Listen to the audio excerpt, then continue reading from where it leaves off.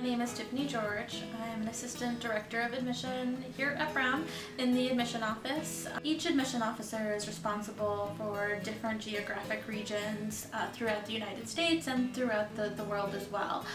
So I cover mostly domestic regions.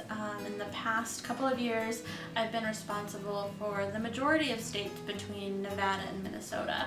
I'm originally from Utah, and I didn't know much about Brown before I applied, and when I was fortunate to be accepted, I really was encouraged and inspired by the Native community that was already on campus. It really has been a second family for me, and Providence and Rhode Island and most of the Brown community has been a huge support and a reason why I've stayed. When I grew up in Utah, so our reservation is actually in the Navajo Nation, which is mostly in the Four Corners region, so Utah, Colorado, Arizona, New Mexico.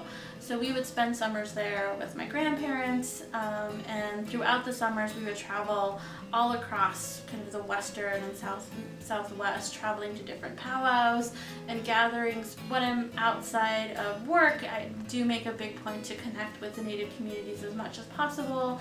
I actually live in Boston, so there's a really great urban Native community within Boston.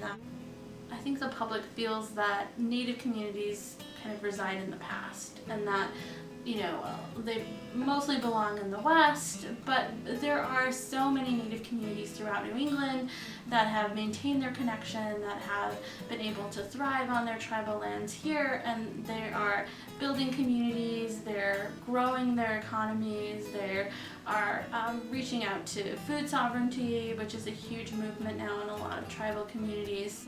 There are so many different avenues of telling the stories of our people and getting those stories out there that I really have Brown to thank for kind of opening up all these different ways that not only I can make a difference, but people who, you know, are going to be representing our different tribes and representing our different communities have that ability to make that difference as well in their own unique way, which I think is really wonderful.